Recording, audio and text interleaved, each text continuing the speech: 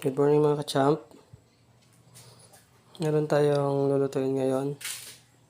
Simpleng agahan, lumi, made in pansit bato. Yan po mga ka-champ. Pero gagawin natin sa pansit bato ay lumi. Gusto ko kasing humigop ng lumi, sabaw ng lumi.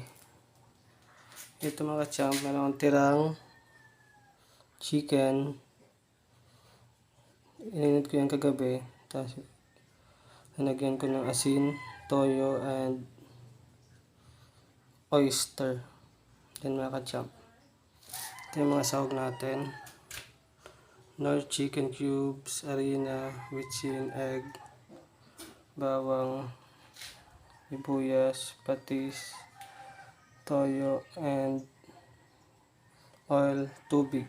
Yan na tubig po yung hugasan ko ng bigas.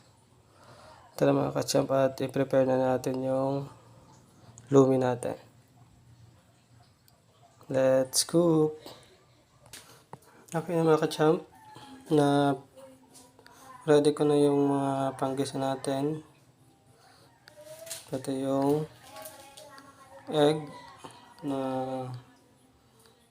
halo ko natin.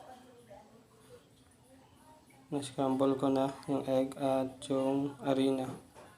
So, simulan na natin yung paggisa ng lumi natin. Yung lumi natin made in pansit bato kasi pansit bato yung gamit natin na noodles. So, start ko na buksan yung stove. Bago yan mga ka-champ, iinitin ko lang muna yung pansit bago tayo mag-isa. Sinindihan ko na mga ka-champ.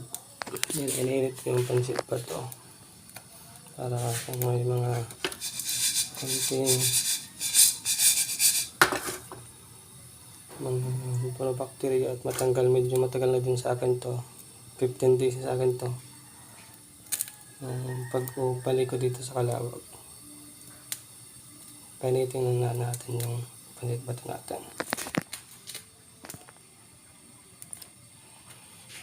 Yun, tira kasi ito sa pagluto kong nakaraan ng pansit bato.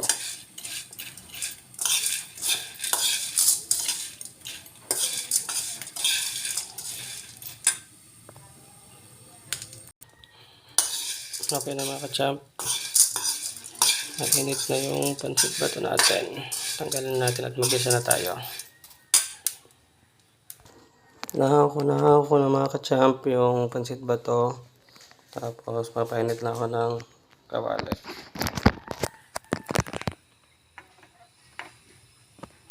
Tapos lalagay natin yung mantika natin mga ka-champ. Yan mga ka-champ, lagay ko na yung mantika. Isunod na natin yung bawang. Nalagay ko na yung bawang mga ka-champ. Pangting gisa-gisa lang.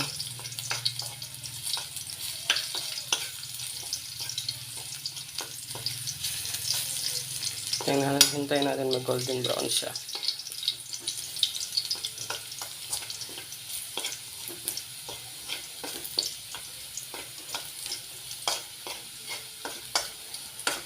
Dali na mag golden brown mga ka-champ. Okay na mga ka-champ, golden brown na siya. Lagay ko na yung sibuyas. Yan mga ka-champ, nilagay ko ng sibuyas.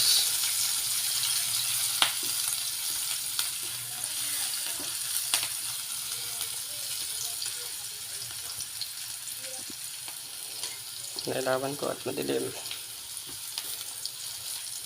Luto-lutoy natin yung sibuyas. Tapos lagay na natin yung panggisa natin.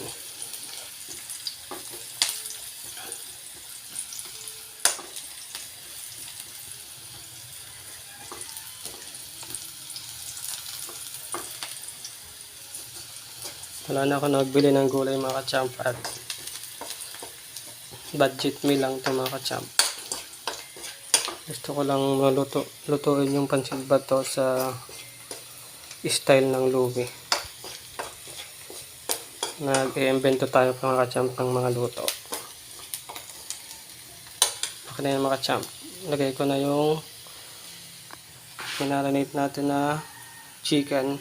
Lagyan ko yan mga kachamp ng oyster, asin, toyo. Fried chicken yan mga kachamp. Binili ko yan sa labas. Yan na mga kachamp. Binili ko na.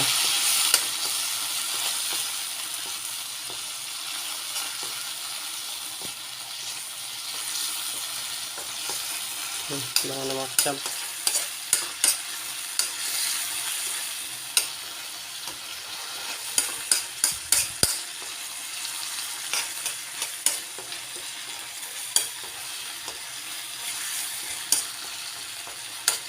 Tapos, medyo luto na din yung chicken. Tapos, nag-isa na tayo. Okay na mga champ. Luto na yan. Lalagay ko na yung nor cubes. Nor cubes natin mga champ. Chicken po siya. Nilagay ko na mga champ. Ito na yung nor cubes. Pipisain lang natin. Okay. Tapos, pag na-blend na yung nor cubes,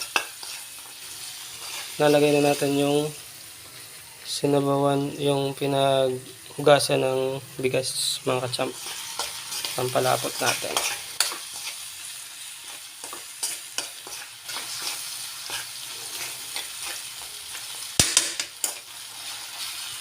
Okay mga kachamp, lagay ko na yung pinaghugasan ng bigas.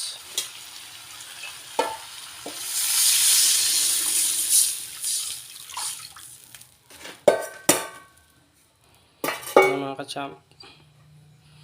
Pero magpapakulo pa ako ng tubig na mainit at bakulangan tayo sa sabaw. Prepare lang ako ng mainit at tubig mga kachamp para sa sabaw natin. Maliit yung kawali natin mga kachamp. Ilipat natin sa kaldero. Na mga kachamp. At panahin ko lang yung apoy. Linipat ko siya mga kachamp sa kaldero. Para hindi tayo makapos sa paglagay ng tubig at pansit. Medyo maliit lang yung kawali natin. Hintayin lang natin mga kachamp kumulo yan. Bili lang ako ng paminta. Nalimutan ko yung paminta mga kachamp. Kumukulo na mga kachamp. Maglagay ako ng paminta. Mga 3 lang mga kachamp. Tapos lagay pa tayo ng tubig na mainit mga kachamp.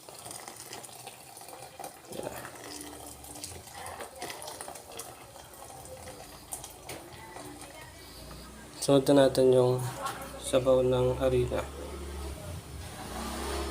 Lagay muna tayo ng kalahat ay 3/4. Tingnan natin kung okay na yung lapot niya. Halo-haloin natin mga kachamp.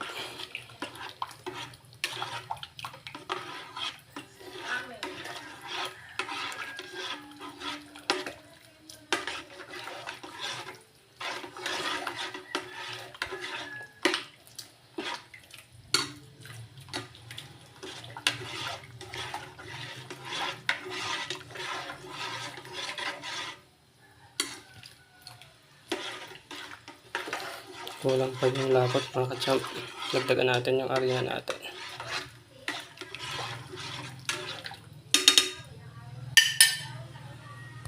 Nagdagdag ako mga kachamp ng harina. Kulang pa sa lapot yung lumi natin. Okay na mga kachamp. Ilalagay ko na ulit yung additional slurry natin. Yan na mga kachamp, pinalagay ko na yung additional pampalapot. Tapos halo mga kachamp. Okay na mga kachamp. Tamang tama na yung lapot niya. Susunod na natin yung itlog. Yung scrambled itlog. Egg natin. Yan ay susunod natin.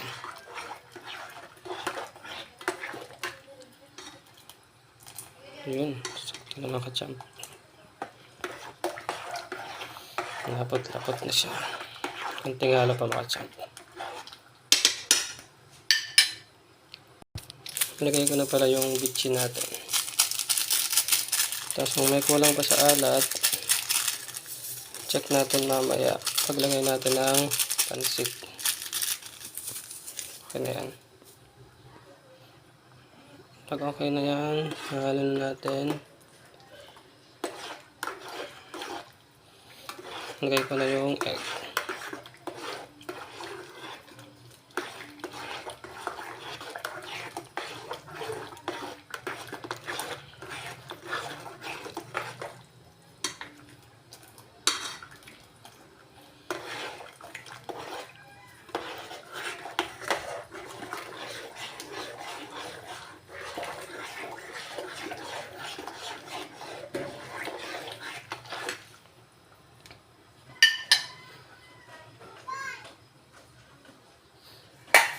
Takpan ko lang mga ka-champ.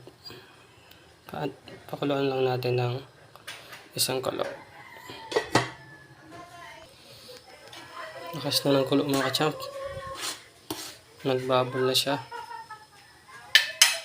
Kailangan lang natin.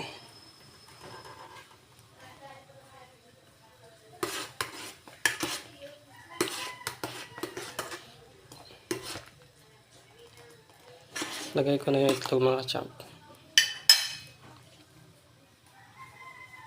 Bago yan, tikman muna natin kung okay na yung lasa niya. Tikman lang natin mga ka-champ.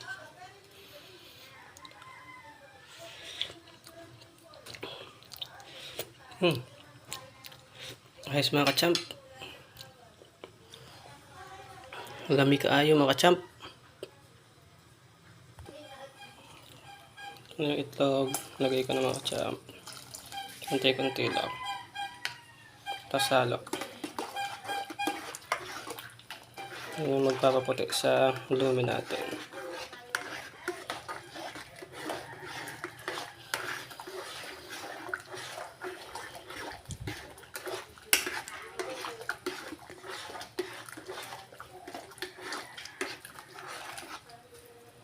Kunti pa mga ka-champ.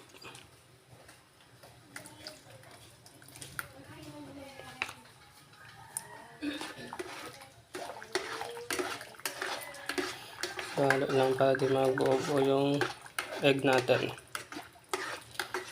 Ating halo para ma-mix.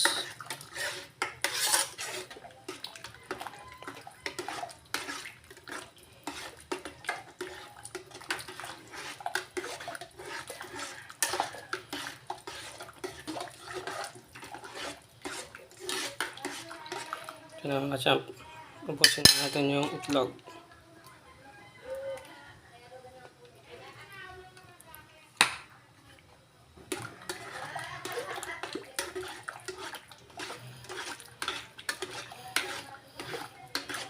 Pakuluan lang natin.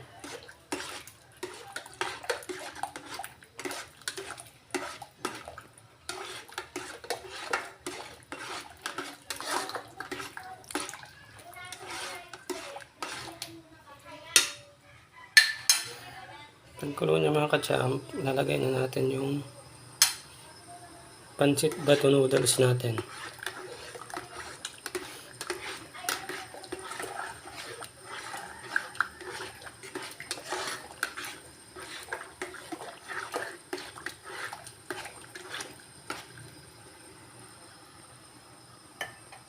Hintayin lang natin kumulo mga ka-champ.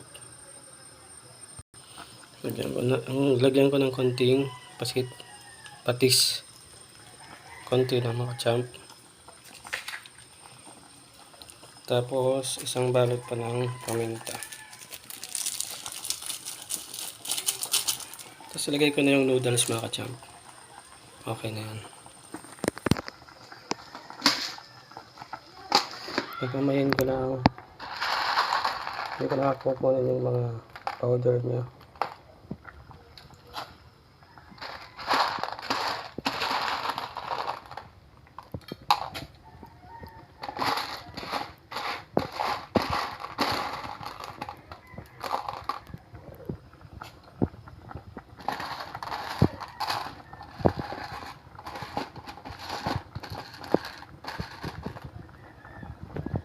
Okay na mga ka-champ. Yan, para sa mga binditong kalag. Ayan mga ka-champ, kumukulo na siya.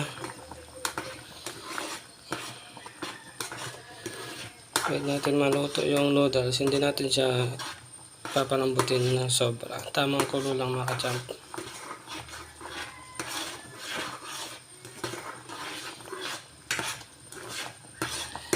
Tamang lambot lang, tapos ayos na yan.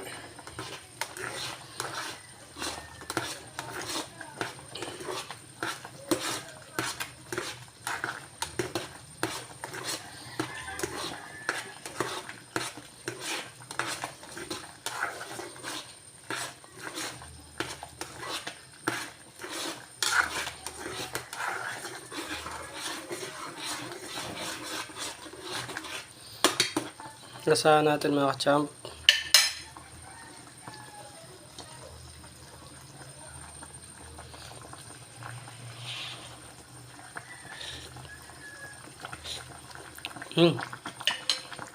Tamang-tama na mga ka-champ. Ayos na yung lasa niya. Lagyan ko lang ng bitchin. Okay na mga ka-champ. Hintay lang tayo ng 2 minutes. Hanguin ko na yan. Ayos na mga ka-champ. Mag-plating na tayo. Tignan ko lang yung noodles na.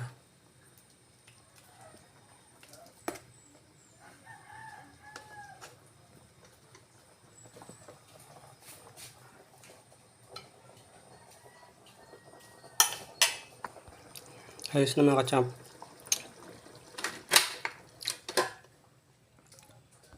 Ito na yung finished product natin mga ka-champ. Lalagyan ko siya ng hot sauce na libre sa mga fast food.